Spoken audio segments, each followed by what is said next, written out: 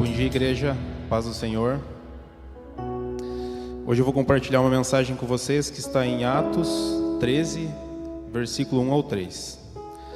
Na igreja de Antioquia havia profetas e mestres: Barnabé, Simeão chamado Níger, Lúcio de Cirene, Manaém, que fora criado com Herodes, o tetrarca, e Saulo. Enquanto adoravam ao Senhor e jejuavam, o Espírito Santo disse: Separem-me Barnabé e Saulo para a obra que os tenho chamado. Assim, depois de jejuar e orar, impuseram-lhe as mãos e os enviaram.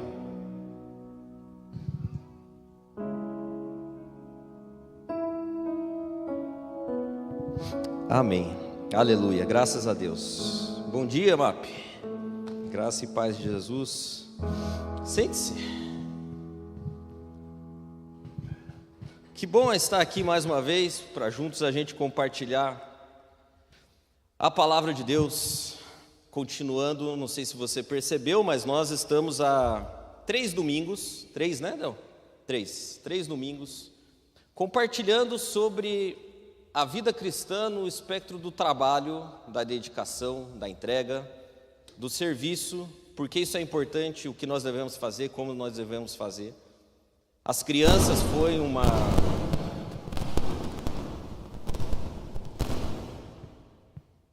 Sigo ou não? Troco? Sigo? O culto das crianças, apesar de ter tido uma temática um pouco diferente, acabou casando, porque falaram sobre ser luz e ser sal na terra. Então a gente foi duplamente impactado. Primeiro porque a gente seguiu com a ministração e depois porque, se você como eu estava aqui ou assistiu online, eu saí daqui extasiado, envergonhado, arrependido, motivado. Eu tenho vários adjetivos que eu posso usar para descrever a forma como eu saí daqui daquele dia, porque a gente está há tanto tempo fazendo e trabalhando, nos dedicando à causa de Deus, que faz com que lá no fundo você pense que você está bem. E aquele dia eu saí daqui pensando que eu não estou bem, que eu preciso melhorar. Eu saí daqui imaginando que eu sou perfeitamente substituível a qualquer momento. Então, a qualquer momento eu posso ser substituído, e que bom por isso. Mas ao mesmo tempo eu pensei, cara, mas então eu tenho que agir diferente, porque se eu posso ser substituído a qualquer momento, não que eu estou tentando cavar minha vaga, não é isso, mas eu tenho que me dedicar mais, eu tenho que ser mais humilde. Enfim, eu saí daqui com um mix de sentimento. E aí, no culto passado, o Del pegou aquele mix de sentimento e adicionou um pouco mais de pimenta, porque ele falou a respeito de uma caminhonete que passa e leva trabalhadores para a seara.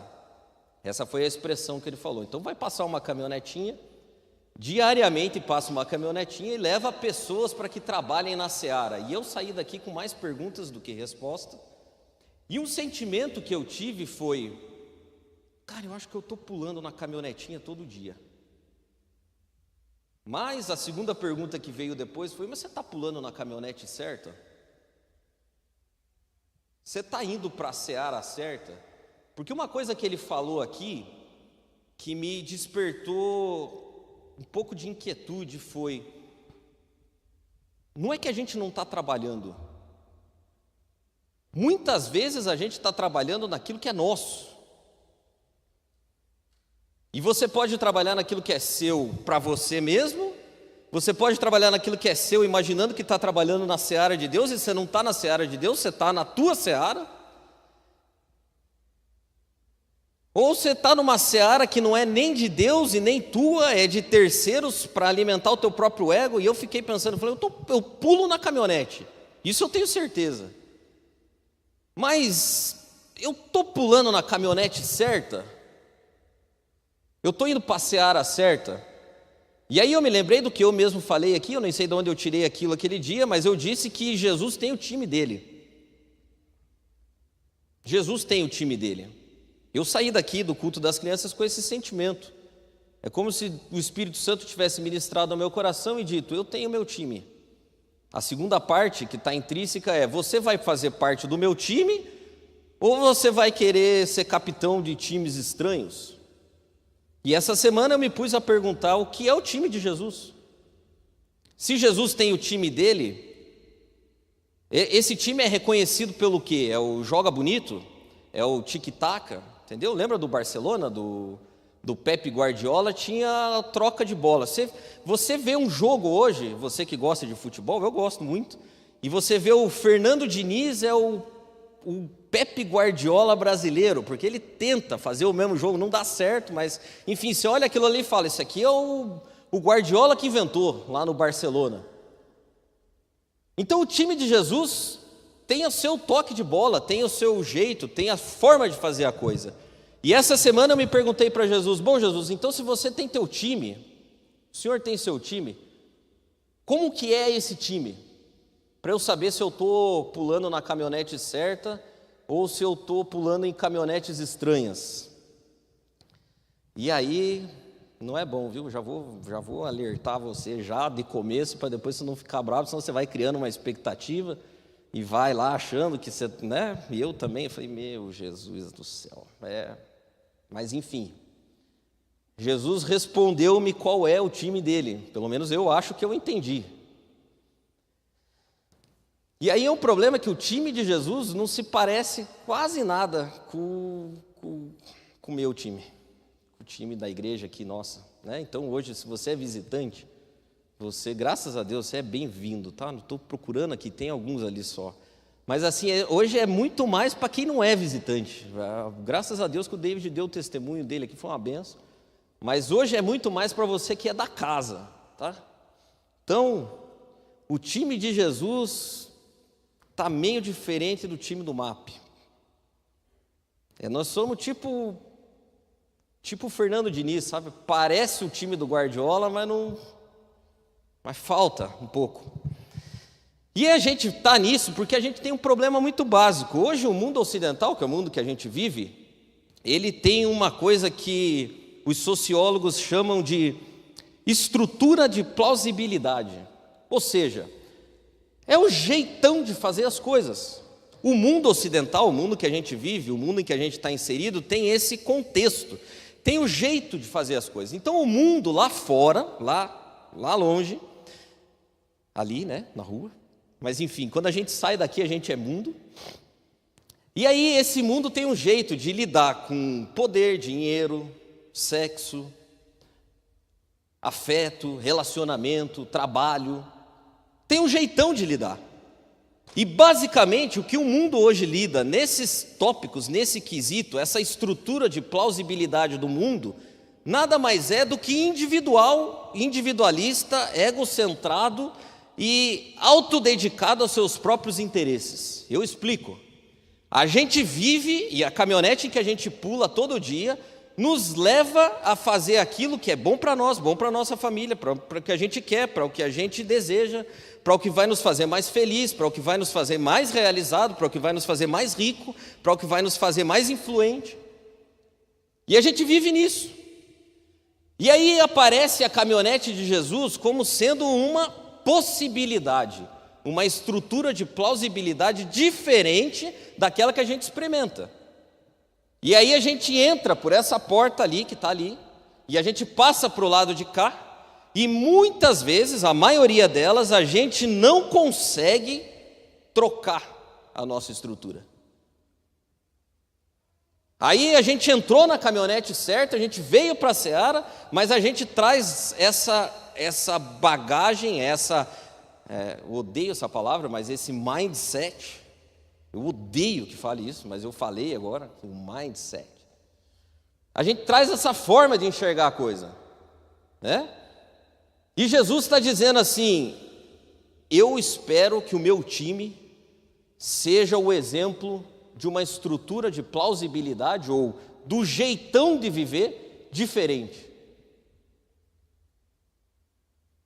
E ele diz isso em Mateus capítulo 5, dizendo, vós sois a luz do mundo e o sal da terra. E aqui, irmão, tem poucas boas notícias, mas essa é uma delas.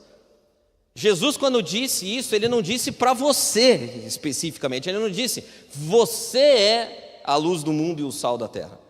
Ele disse isso no coletivo. Ele está dizendo o seguinte, o meu time é a luz do mundo e o sal da terra. Então assim, vou te dizer, irmão, não tem como ser luz do mundo e sal da terra sozinho, tá? lá na tua casa, passando aspirador lá, sendo o sal da terra e luz do mundo, não dá. Isso, por um lado, eu quando li isso aqui, eu falei, graças a Deus, né? Porque, assim, quando você coloca, você é a luz do mundo, fica meio ruim, né? Fica um negócio meio, mas eu não estou... Mas daí quando ele fala assim, vocês são, você fala, opa, graças a Deus, tem os irmãos ali que são mais luz que eu, são mais sal que eu, então se é todo mundo junto assim, no final de tudo vai ficar bom. Lógico que eu não estou aqui tirando os imperativos de uma vida santa, entregue a Jesus, eu não estou tirando isso daqui, mas eu estou falando o seguinte, Jesus nunca imaginou que você, o alecrim dourado, que ia esparramar sal e luz por esse mundo e ia salvar a humanidade. O alecrim dourado é Jesus, é o filho dele, e ele sabia, ele falou, tá tranquilo, vocês todos são. Por isso que você vai para a tua Bíblia, você vai ler, uns aos outros, amai uns aos outros, dedicai uns aos outros, perdoai uns aos outros, porque assim, irmão, o time de Jesus é time, não tem espaço para estrela. A camisa 10 está aposentada no time de Jesus. No time de Jesus não há espaço para o camisa 10.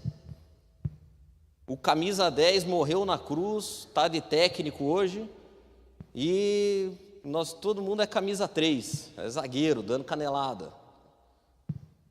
Você é o camisa 87, estava na reserva. Graças a Deus que a caminhonete passou e a gente pulou. Eu sou o camisa 95, é o terceiro goleiro. É o cara que nem aquece, porque sabe que não vai jogar, entendeu? É isso aí. E aí a gente vai para a história da igreja, irmão. A gente vai para a história da igreja, Império Romano, com o perdão da palavra, o negócio pegando fogo, perseguição, gente sendo queimada em praça pública para iluminar. Domingo, programação de domingo de tarde, a rodada não era do Campeonato Brasileiro, a rodada era de ver cristão sendo comido por leão. O cara vendendo pipoca e a turma lá vendo o leão, olha, será que ele começa pela perna ou começa pelo braço? Vai pular e derrubar ou vai... Os nossos irmãos estavam sendo fritos vivos, eles eram arrastados pelas ruas.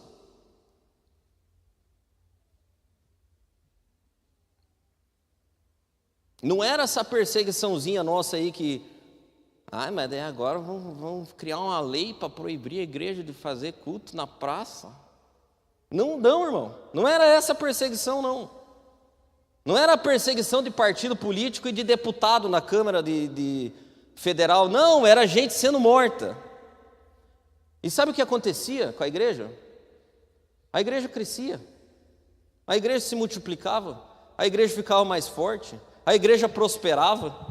Eu essa semana pensando nisso, eu cheguei a cometer o pecado de imaginar que uma perseguiçãozinha não seria ruim, não. Uma perseguiçãozinha, pelo menos alguma coisa, não uma lei que vai impedir as igrejas de vai pagar imposto. E sabe o que acontece? O reino prosperava e o imperador não conseguia saber o que estava acontecendo. Por que esses caras prosperam diante de tanta perseguição? Sabe o que ele fez? O imperador César Adriano contratou um espião.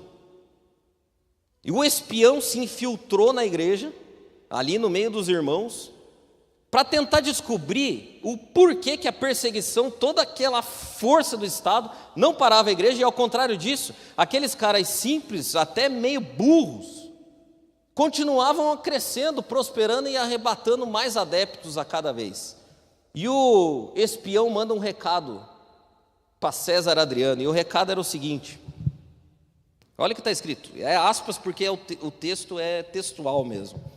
Eles se amam, e aquele que tem, dá o que não tem, sem se vangloriar. Quando vem um estrangeiro, eles os acolhem em suas casas e se alegram por ele, como se fosse um verdadeiro irmão. E se há entre eles alguém pobre e necessitado, e eles não têm comida sobrando, eles jejuam por 2 ou 3 dias para suprir a falta de alimento dos necessitados. Tal é a sua maneira de viver. E olha a sentença dele no final. Verdadeiramente, este é um novo povo, e há algo divino no meio deles. O que o espião está dizendo, o espião era profissional, o que ele está dizendo assim, ó, essa turma aqui é diferente de todos os outros povos que a gente já conquistou, que a gente já tomou posse, que a gente já escravizou, que a gente já dominou. Eles são diferentes. E o que faz eles diferentes não é o simples fato de eles terem um líder melhor, porque senão a gente poderia matar o líder, mas tem algo divino no meio deles. Eu, quando li isso aqui, sabe o que foi a oração que eu fiz? Eu quero participar dessa igreja. Mas aí, é como se Jesus dissesse, mas é o meu time esse aí, para participar você tem que jogar no meu comando, é o meu tic-tac, entendeu? Não é. E o que falta, irmãos, para que a gente consiga ser essa comunidade aqui? E eu vou te dizer um negócio, eu não estou falando da igreja brasileira, do evangelho pós-moderno, da uma forma que a gente... Não, estou dizendo da nossa comunidade local, localizada aqui na rua Lameia Lins, 2250, esse pequeno grupo de pessoas que se reúne semanalmente, aqui e nas casas para fazer célula, que sabe o nome do irmão, que sabe qual o problema que o irmão passa, que sabe qual é a dificuldade que o irmão passa, ou pelo menos deveria saber. Eu estou dizendo desse povo aqui. O que falta para nós, para que a gente consiga ser pelo menos uma fração do que esses irmãos aqui foram, de forma que se alguém entrasse aqui e falasse, há algo divino aqui.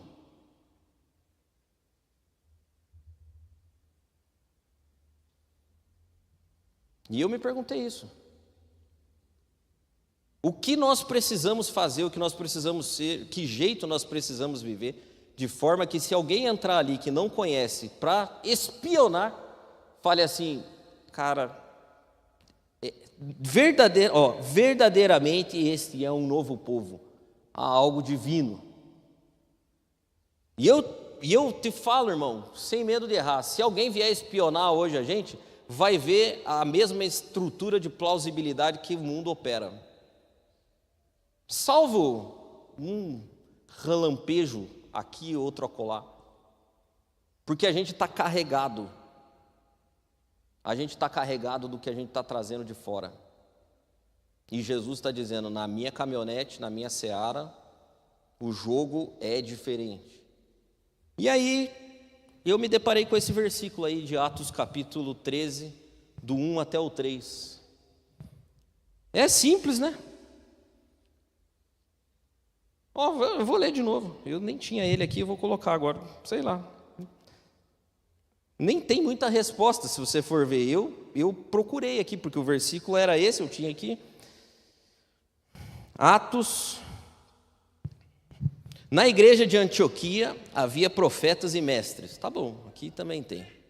Barnabé, Simeão, chamado Níger, Lúcio de Cirene, Manaém, que fora criado com Herodes, o tetrarca, e Saulo.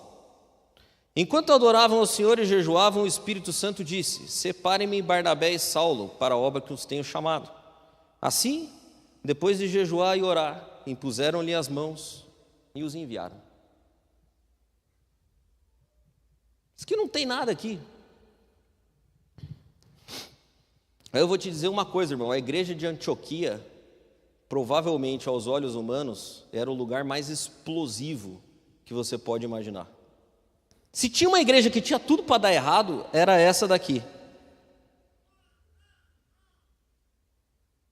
E aí eu fui confrontado com a primeira lição através da igreja de Antioquia, que eu tenho para propor para você hoje. Irmão, a obra do Senhor, a seara do Senhor é feita sob harmonia. Harmonia é a palavra. E se tinha alguém em uma igreja que tinha tudo para não ter harmonia, era essa daqui. Porque você vai passando pelos nomes e você pode não se dar conta deles. Mas olha quem estava na igreja: Barnabé e Saulo. Eu vou separar em duplas aqui e vou dando um contexto para você rápido. Barnabé e Saulo era tipo água e vinho, água e óleo. Eles não podiam se misturar. Você sabe quem é Barnabé? Barnabé é aquele cara que está lá em Atos capítulo 4, 36, lembra que no começo do movimento cristão, as igrejas prosperando, a coisa florescendo, os apóstolos pregando, precisava de recurso, precisava de coisas, e o Barnabé tinha um terreno. É engraçado que o Barnabé é introduzido na palavra desse jeito, José é um levita de Chipre, a quem os apóstolos deram o nome de Barnabé, que significa encorajador, vendeu um campo que possuía, trouxe o dinheiro e colocou aos pés dos apóstolos. Essa é a primeira vez que aparece o Barnabé. O Barnabé era uma espécie de um Golden Retriever humano, assim, aquele cachorrão que vai, pula em todo mundo e anima todo mundo. As meninas queriam ter um Golden Retriever. Deus tenha piedade de mim. Graças a Deus eu resisti até o fim, porque imagina ter um cachorro daquele tamanho, que gosta de pular em você, que gosta de te amar. Gente que ama demais, assim, às vezes vai dando uma canseira. Mas o Barnabé era o Golden Retriever humano, entendeu? Ele olha para a igreja nascendo e fala assim, cara, a igreja precisa de um dinheiro. O que eu vou fazer? Eu tenho um terreno, eu ia construir uma casa para mim, mas a igreja precisa. Então, eu vendo o terreno, chego aqui, coloco o dinheiro, pessoal, faz aí o que precisa com o dinheiro. Eu ia construir uma casa, né? O terreno era grande, a minha sogra podia morar no fundo, distante, assim, que não ficasse junto. Mas a igreja precisa, eu vou vender. E vou dar, olha só quem era o Barnabé, cara. O cara era o cara do amor. O cara era abençoado, era aquele tipo de gente boa de estar perto. Às vezes você dá um intervalinho, porque senão você fica com overdose de amor, mas aí você, né? Mas ele sempre tinha uma palavra de encorajamento. Você está triste, irmão? Deus é mais, Deus é por nós. Deus vai fazer, vamos orar, eu vou orar por você, irmão. Vamos jejuar, vou jejuar junto. Esse era o Barnabé. E aqui, Barnabé estava na igreja, estava? Sabe quem mais estava na igreja? Saulo. É engraçado que, se você for ler Atos 13, já tinha passado a conversão de Paulo, mas eu não sei por que motivo, talvez seja para exemplificar como uma igreja do time de Jesus pode ter vários jogadores diferentes. A Bíblia se refere a ele ainda como Saulo. E você sabe quem era Saulo, né? Saulo, lá no capítulo 8 de Atos, diz que era o cara que perseguia a igreja. Arrastava as pessoas pela rua, jogava na cadeia, batia, maltratava. A Bíblia diz que ele consentiu na morte de Estevão. Estevão era da igreja ali dos irmãos. É mais ou menos, vou exemplificar. Imagina que vem um cara aqui hoje e entra, é o cara que matava, que matou o pastor, que faz 15 dias que ele matou o pastor. E aí, por algum motivo, Jesus mandou esse mesmo cara pular na caminhonete e o cara entrou ali agora. E ele entrou. E aí, nós estamos aqui e falamos, mas esse aí não é o cara que matou o pastor? Falou, mas agora ele é irmão. Cara. Eu preciso fazer uma confissão para você. Não é que eu não quero que Jesus salve as pessoas que me fizeram mal. Eu quero. Mas assim, a querer que Jesus salve, eu quero, mas daí assim, Jesus abençoa esse irmão, prospera a vida dele mais do que a minha. Cara, você estava falando mal de mim semana passada, eu quero que você vá para o céu, mas eu quero que você more em outra vizinhança, entendeu?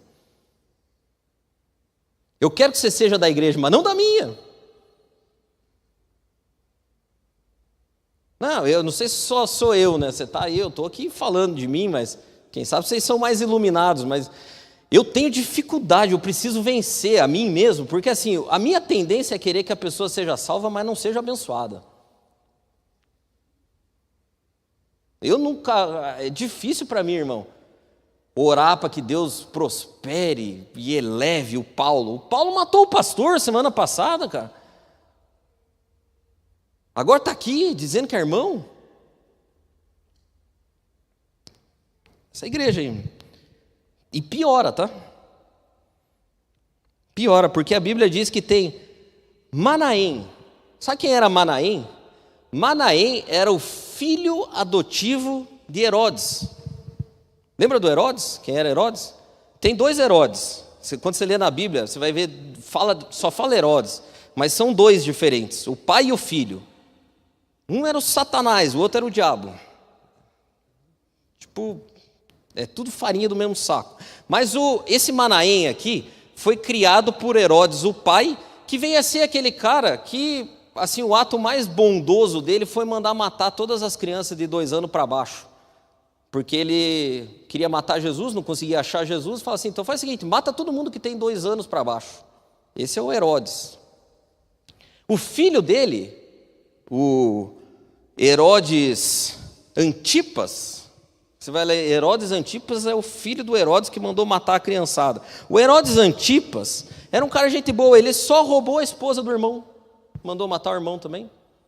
Depois ele mandou matar outras esposas que ele tinha. Esse Herodes Antipas é o que casou com a mulher que pediu nada mais, nada menos do que a cabeça de João Batista, servido numa bandeja. Lembra dessa história, né? E esse irmão que está aqui na igreja, o Manaém, que a gente leu, era brother do Herodes Antipas. Foi criado junto. E agora estava aqui na igreja. Aí então você vê que time. Veja que time. Você tem Barnabé, o Golden Retriever humano. Aí você tem Saulo, que matou o pastor faz uns dias. Aí você tem Manaém, que é irmão de criação do Herodes Antipas, que foi o cara que cortou a cabeça do João Batista. E cujo pai queria matar Jesus, que é o nosso Senhor aqui. E agora ele está aqui na igreja, cultuando com a gente. Isso aqui não tem chance de dar certo. Piora ainda. Você tem um cara que veio da África, nada contra aquelas pessoas que vieram da África, não é isso que eu estou dizendo, mas é que o cara que veio da África era um cara à parte de tudo isso aqui, ele não pensava em nada. Era o Lúcio de Cirene. Lúcio de Cirene era um cara que defendia outros interesses. Então eu fiz um resumo da igreja aqui. Barnabé era natural de Chipre, um judeu helenista. Ele era influenciado pela cultura grega.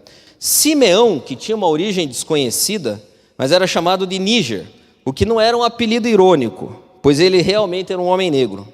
O Lúcio era de Cirene, um africano. O Manaém, um palestino aristocrata grego da corte herodiana. E por fim, Saulo de Tarso, um judeu hebraico ortodoxo.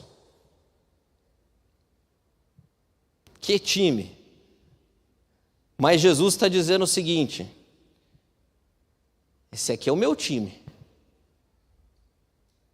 Aí, irmão, eu já comecei a me perguntar, porque o que mais a gente quer hoje é uma igreja que seja do nosso jeitão. Meu sonho, antes de ficar vendo isso aqui, era viver numa igreja do meu jeitão. Depois eu vi ali o testemunho do espião, eu falei, bom, agora eu quero viver nessa igreja. Daí Jesus fala assim, mas essa igreja aí que você quer viver, não tem teu jeitão. Tem treta, tem confusão, porque a gente não pode ser ingênuo, irmão. Havia tensão aqui, imagina você juntar o irmão do Herodinho com Saulo, com Barnabé. Os caras deviam se matar. Se eu sou pastor dessa igreja de Antioquia, eu ia fazer o seguinte, irmãos, vamos fazer assim, ó, a cidade é grande, nós precisamos de mais igreja, uma lá em Colombo, entendeu? E a outra em Araucária. Faz assim então, o Barnabé e o Manaém, sei lá, vão para lá, o Saulo vai para cá, porque não dá, se ficar aqui vocês vão acabar com a igreja. Mas inexplicavelmente, irmão, a Bíblia diz que havia harmonia entre eles. Porque se a gente for voltar para o versículo lá, eles eram mestres da igreja. Eles eram mestres da igreja e havia harmonia entre eles. E eu fiquei me perguntando como nós somos. Como eu sou. Eu vou dizer para você como eu sou, você fica pensando se serve para você também. Eu sou uma pessoa que estou pronto para explodir a qualquer momento. Se você fala para mim uma coisa, eu já estou pronto para te dar a resposta. E além disso, eu ainda tenho coisas que você não viu. Eu posso acrescentar coisas na sua frustração, na sua incomodação. E a gente pode fazer uma guerra. Parênteses, eu sou pastor da igreja, junto com os outros aqui. Eu escuto as queixas das pessoas sobre a igreja. Tem um monte de vezes, a maior parte das vezes eu saio assim, esse irmão aí tem pouco defeito na igreja, ele nem viu os outros. Eu tenho uma lista interminável de defeitos a respeito da igreja. E eu estou pronto para brigar se você quiser.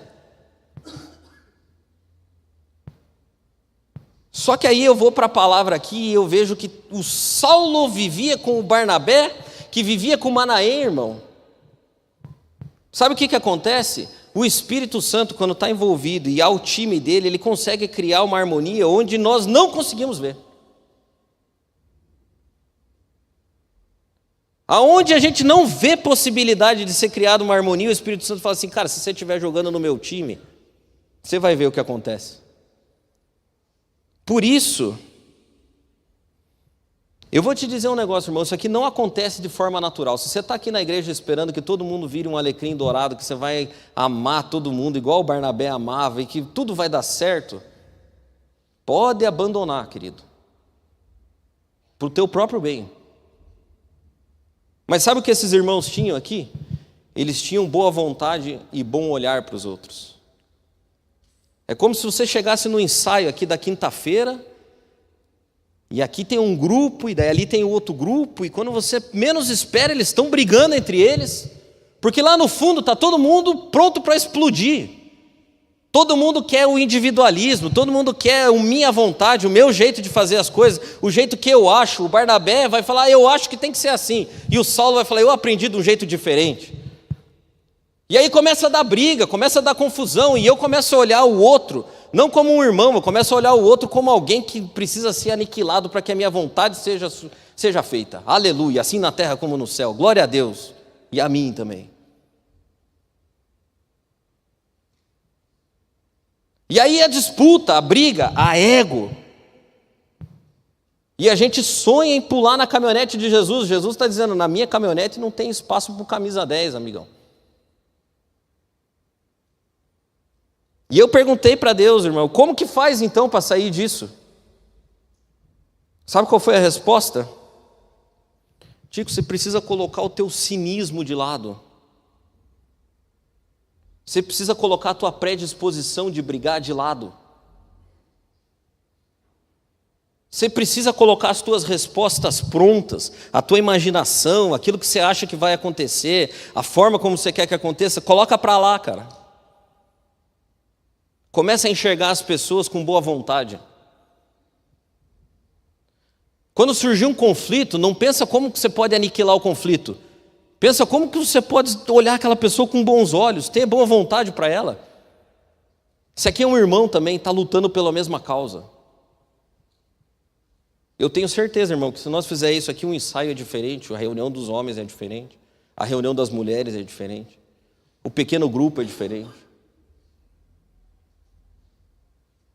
Mas não, o que a gente vai fazendo? A gente vai gerando ressentimento, a gente vai gerando aquela coisa... E dali um pouco você está ressentido com o irmão. Dali um pouco você já não quer mais participar, porque a coisa não é do teu jeito. Daqui um pouco você já começa a olhar para as pessoas e fala assim, bom, esse cara aí não deveria nem estar aqui. Você matou o pastor semana passada. E aí a gente vai criando aqueles grupos, e vai separando, e vai... E aí você está preso na mágoa, na amargura, no rancor, está querendo aniquilar as pessoas, não participa de nada, a caminhonete passa e você fica para trás.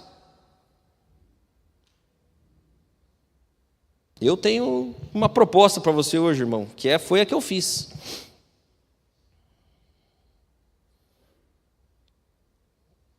Curvar a cabeça e pedir perdão. Porque esse cobertor que te esquenta e o cobertor do ressentimento, que daí quando você vê, irmão, não para cima de mim não, que eu faço isso também, então eu sei. Quando você vê alguma coisa dando errado, que não era do jeito que você queria fazer, e daí a pessoa fez do outro jeito e deu errado, você fica feliz. Porque lá no fundo você está provando um ponto. Aí, ó. Só que esse cobertorzinho que parece quentinho, mata. Mata. E hoje é o dia que nós temos que pegar esse cobertor e falar assim: Jesus, tira de mim isso aqui. Ressentimento, a mágoa, aquele veneno que escorre no canto da boca quando a gente tem o prazer de falar mal de uma coisa que a gente tinha dito que ia dar errado. Esses caras aqui tinham todos os motivos. Cara, eu fico imaginando o Manaém entrando ali e o cara fala: cara, não é possível um negócio desse, cara. Esse cara aqui é irmão do Herodes, cara, não pode. O Paulo, a gente até tinha tolerado o Saulo. Ai, que converteu mesmo, diz que Jesus falou com ele. Mas o Manaém, ninguém nem ouviu Jesus falar com ele. Não pode ser, cara. Agora está tocando aqui. Está pregando, miserável. Cara, se eu estivesse nessa igreja, eu ia falar: não, mas não pode. Tomara que dê errado. Ele vai pregar, ninguém converte. Ele vai falar: tá vendo?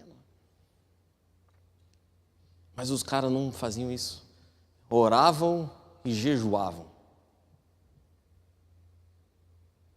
Estamos longe, irmão. Estamos na caminhonete errada, pelo amor de Deus. O time de Jesus é outro. Então, tem que largar a mão desse cobertor aí. 2, porque o meu tempo acabou-se. Esses irmãos aqui, tem 3 versículos que a gente leu. Dos 3 versículos, 2 dos versículos, um fica falando do time, né? Relatando os jogadores, que é só Jesus. O único bom ali era o Barnabé, o resto era tudo para dar errado, mas era o time. Os outros 2 versículos mostram eles fazendo a mesma coisa. O que eles faziam? Oravam e jejuavam. Eu li 3 versículos, o Roberto leu 3 versículos. Dos 3, 2 eram os caras fazendo a mesma coisa, oravam e jejuavam. E eu pensei: mas o que isso tem a ver com o time de Jesus? O time de Jesus, ele é estranho, porque os treinos são diferentes. Todo mundo quer a alta performance e a tática.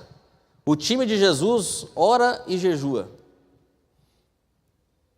E eu preguei, irmãos, aqui há um tempo atrás uma série.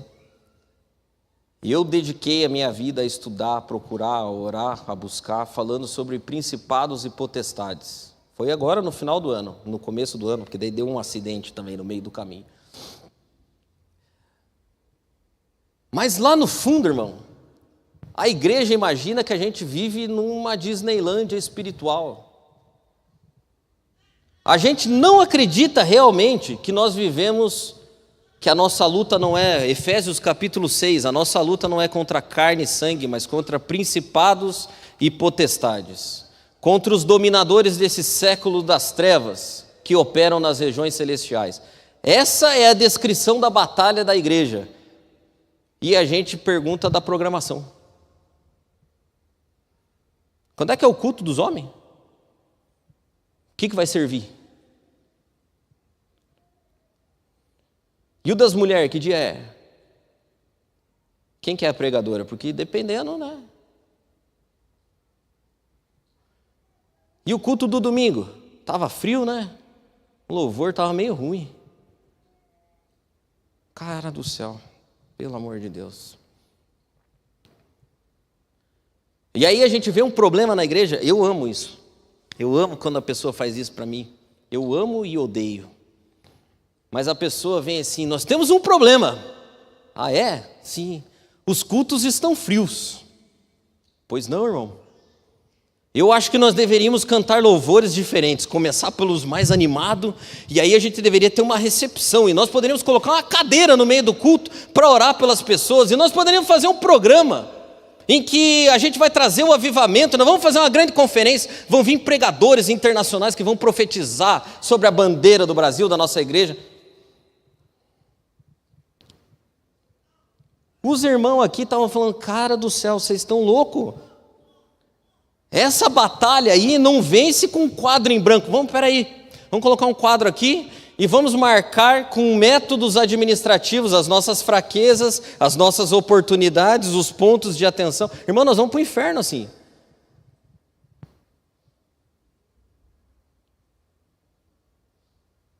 O Paulo estava falando, olha, cara, preste atenção, a tua luta não é contra a carne e contra a sangue, mas contra principados e potestades que atuam nas regiões celestiais. Não é com ferramenta humana, irmão.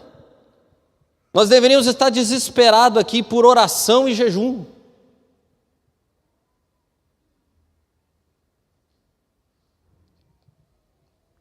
Olha o que Ian Bonds escreveu. Veja isso aqui. Veja se nós não estamos indo por esse erro. O que a igreja precisa hoje não é de mais maquinário ou de um maquinário melhor. Não de novas organizações ou de métodos inovadores, mas de homens que o Espírito Santo possa usar. Homens de oração, homens poderosos em oração. O Espírito Santo não flui através de métodos, mas através de homens. Ele não desce sobre maquinário, mas sobre homens. Ele não unge planos, mas homens. E aí eu fiquei perguntando assim, cara, mas eu tento. Irmão, eu vou fazer uma confissão para você pastoral, de nós todos pastores. A gente quer que a coisa funcione. E a gente se pergunta como a coisa pode funcionar. A nossa maior angústia é o fato de as pessoas não mergulharem em Deus e não experimentarem Deus. E a gente não conseguir fazer isso como comunidade. E aí eu fiquei pensando, como que a gente pode melhorar? Né? E já a cabeça humana vai, qual o método que eu vou usar? Mas eu vou te dizer, não tem método. Esses irmãos aqui não tinham nem tempo de fazer método, porque o Império Romano estava no cangote deles, fungando. Não tem como fazer um método, não tem como fazer um marketing melhor, não tem. Sabe o que eles faziam? Eu li 3 versículos, e em 2 eles faziam a mesma coisa. Em 3 versículos eles fizeram 2 vezes a mesma coisa. Jejuavam e oravam. E eu fiquei pensando como é isso. Lá em casa as meninas gostam de chá. Já tomou chá? Você faz chá na tua casa, não? Pega um saquinho de chá. A hora que você chegar em casa, pega isso. Pega um saquinho de chá, você aperta ele assim, você vai ver que aquilo é um negócio duro, ali, não tem cheiro nenhum, não tem nada. Mas aí você vai e ferve um pouco de água e você coloca ele ali dentro de uma caneca e aquilo começa a vir cheiro. Aquilo fica macio, aquilo ganha cor. Isso é a palavra de Deus, irmãos. Isso é o jejum. Aí às vezes a gente vem aqui para um ensaio, o ensaio está morto. Sabe o que você faz? Em vez de você ficar procurando o culpado e querer matar alguém, você fala assim, irmãos, vamos orar aqui. Aí você vem para um culto, o culto está morto. Aí você fala assim, esse louvor aí também não tem chance de dar certo. Não, irmão, pega o saco de chá e coloca na água quente. Fala, Senhor, começa a vir a tua presença aqui. Nós estamos reunidos aqui, Senhor, nós somos teu povo. Aleluia. Que não seja eu, Deus, mas seja o teu time. Que alguém se levante aqui em profecia.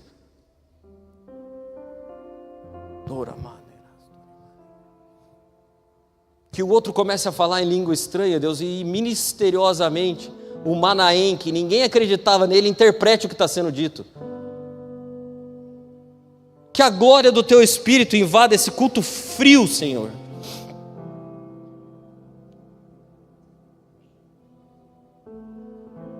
Que como chá na água, a coisa começa a ganhar cor. O meu jejum é para isso, a minha oração é para isso, a minha entrega a Deus é para isso.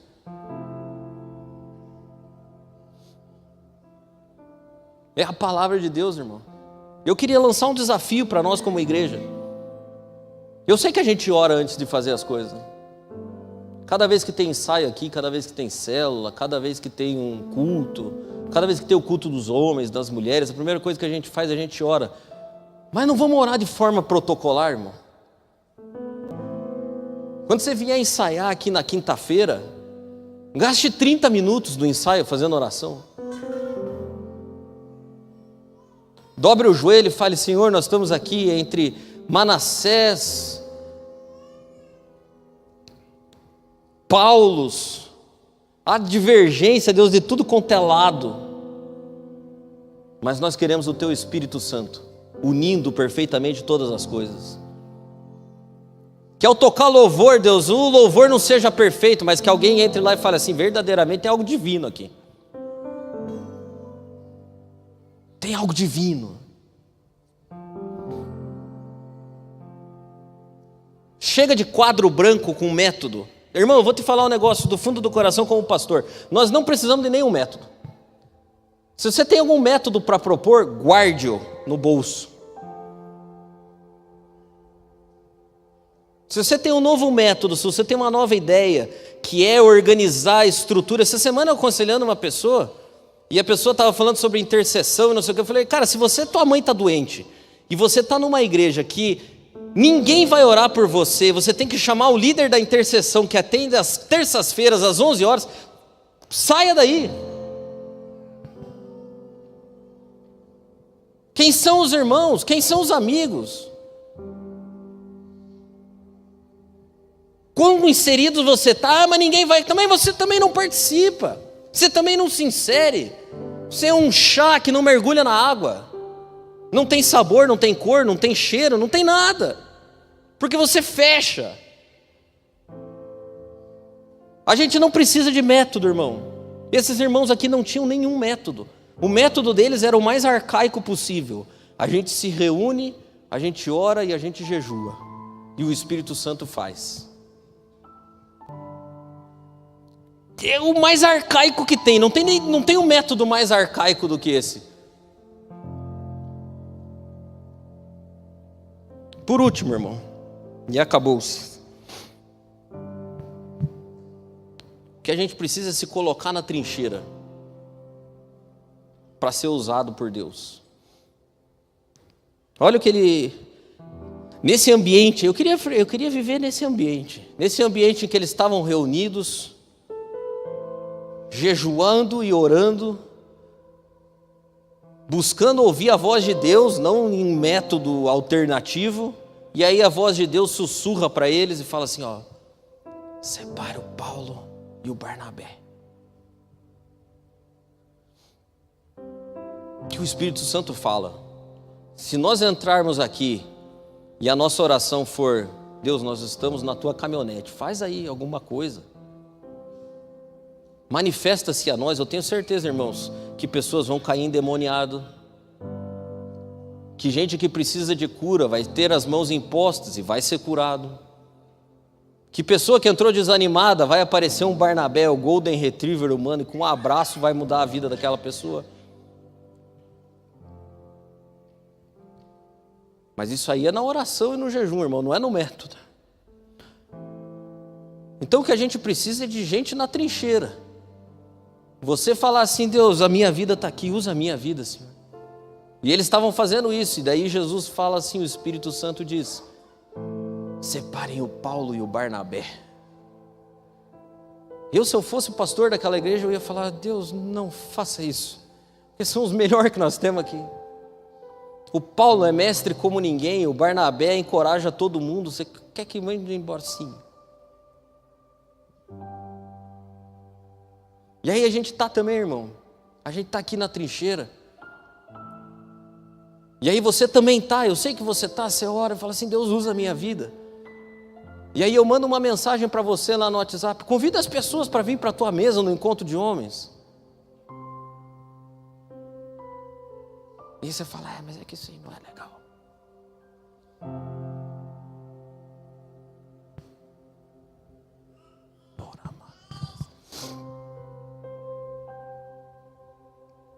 A gente tem que sair do discurso, irmão. Aqui não tem mais espaço para o discurso. Nessa igreja que a gente quer ser, não tem espaço para o discurso. E a gente tem que ir para a trincheira. A gente tem que ir para a trincheira.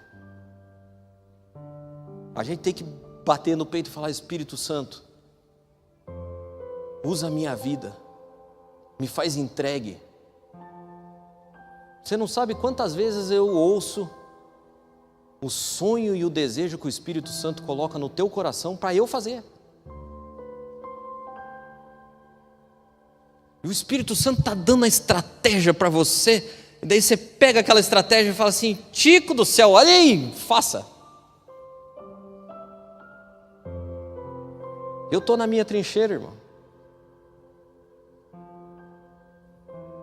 Nós somos um time, ou supostamente deveríamos ser um time. O time de Jesus, o camisa 10. O que Ele colocou no teu coração, o que Ele colocou no nosso coração como comunidade, pegue pelo amor de Deus. Ore, jejue, se entregue. Tenha boa vontade para as pessoas, perdoe. Quando tua mente vier e acelerar para você assim, eu tenho uma resposta pronta. Pergunte o que Jesus responderia para você também. As suas crises de sinceridade. Esses dias eu fui confrontado com a palavra. Jesus não nos mandou eliminar os fracos, mandou suportar os fracos. Não é para eliminar a fraqueza. Pare de procurar o método perfeito, se entregue ao método rústico. Método raiz, oração, jejum e ouvir a voz de Deus. Nós temos lição para casa essa semana. Lição número 1. Lide com a sua amargura, o seu ressentimento. Se você vier falar mal da igreja para mim, eu tenho 10 vezes mais argumentos do que você. Você não vai vencer meus argumentos. Eu tenho defeitos que você não viu. Eu posso contribuir com a sua lista de misérias e mazelas. Jesus não está pedindo para você fazer uma lista. Jesus está falando assim, eu quero curar o teu ressentimento, a tua mágoa, a tua amargura. Se é contra a igreja, se é contra pessoas, se é contra a sua família, se é independente. Eu não quero a lista de defeitos, eu quero cura para a tua vida. Número 2, aprenda a orar. Em vez da gente pensar em métodos, a gente pensar em estratégias, vamos aprender a orar. Vamos orar. Em vez da gente pensar em novas músicas, em novas pregações, em novas séries, que a gente se reúna e a nossa reunião seja oração. Vamos orar. Irmão, está difícil a coisa aqui na igreja, nós não sabemos o que fazer. Não. Guarda o quadrinho, guarda a canetinha, dobra o joelho, eu não vou dobrar porque não posso. Ora, irmão. Jejua. Tem conflito onde você está envolvido? Oração e jejum. Mas oração não canta música. Eu fui impactado pelas músicas cantadas de um jeito atravessado pelas crianças. É Jesus dizendo para nós assim, cara, eu não preciso de você. Eu tenho anjos que cantam aqui. Você realmente acha? Realmente você acha isso? Oração, irmão. Qual oração? A que você tiver na boca. Eu fui... Acabou, né? Mas eu fiquei pensando na oração de Jeremias 20. Já imaginou você estar numa célula e alguém fala assim, irmão Jeremias, ora aqui para nós começar a célula. O irmão Jeremias começa orando assim, Deus, você me enganou. Né? Mentiu para mim, Deus, está escrito isso aí. Eu já ia, né, vai cair um relâmpago aqui, vai matar esse cara. Mas a gente vai reunir na célula para orar e a gente ora, Deus grandioso, maravilhoso. Santificado, Deus, seja o teu nome, obrigado pela grande oportunidade de estar aqui. Você nem queria vir.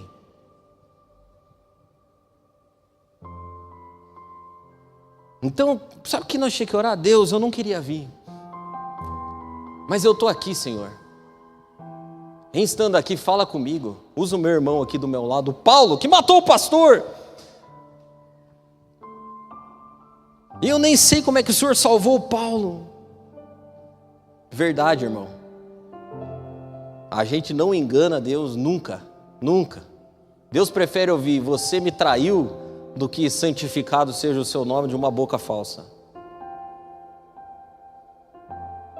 Então vamos aprender a orar. Vamos fazer 15 minutos de oração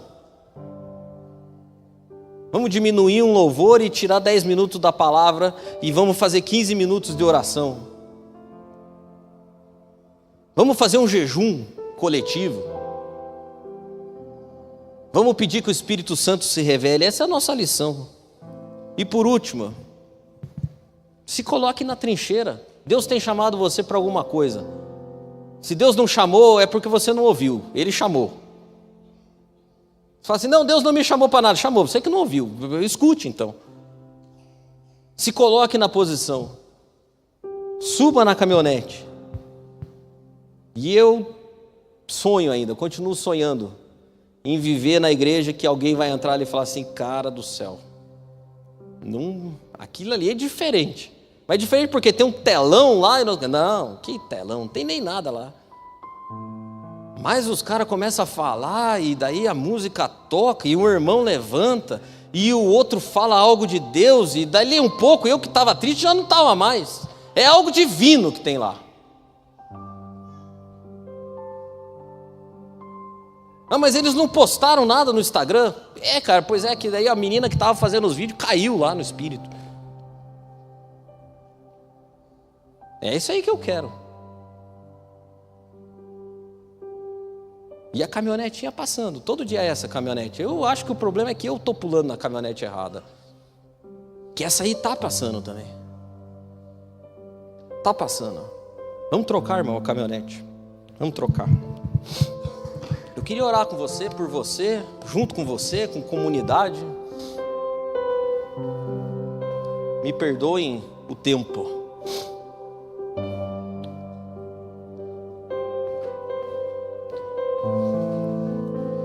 Isso aqui não é método, não tem, a oração é alimento, não é método. Ali na frente da nossa igreja está escrito igreja simples. Talvez a maior marca de uma igreja simples, eu já preguei aqui, foi dali que veio o nome. Se reuniam, partiam o pão e oravam. Um metodinho meia boca. Não tinha líder do ministério da intercessão, não, todo mundo orava. Não tinha o ministério do jejum, todo mundo jejuava, todo mundo buscava. Nós temos que voltar para o básico. A caminhonetinha não tem nem ar-condicionado. E é eu e você, irmão. O Espírito Santo é o mesmo, a igreja é a mesma, as pessoas diferentes são as mesmas. Não tem ninguém mais diferente do que esses irmãos aqui. Mas daí quando se une, é fogo. Vamos orar. Pai,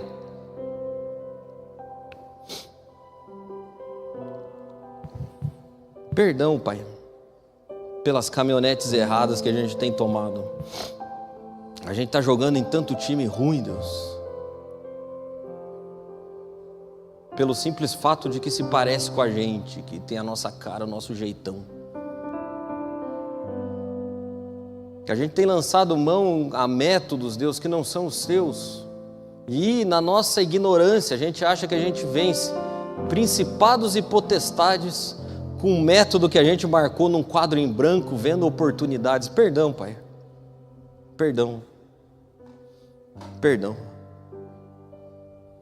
Que o Teu Espírito Santo hoje nos constranja a voltar para o simples. Que a gente seja como aquele saquinho de chá, seco, sem cheiro, sem vida. Mas que ao mergulharmos, Deus, na Tua palavra, em comunidade, que é o mais importante, a gente floresça, que haja cheiro e gosto na nossa vida, Pai. Orar,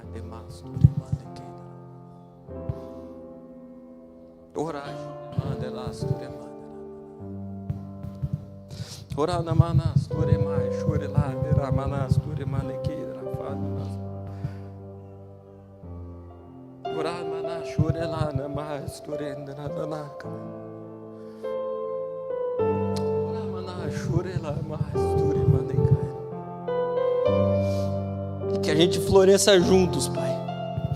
Que as nossas reuniões sejam como as reuniões daquela igreja de Antioquia, Pai, que o Teu Espírito falava e a gente ouvia.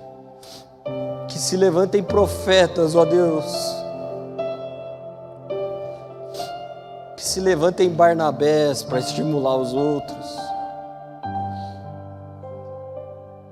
Que toda mesquinharia, Deus, que todo conflito seja resolvido pela graça do Teu Espírito Santo. A gente não quer ficar aqui, Deus, com programação humana. Deus, eu estou cansado de lutar contra a carne e o sangue.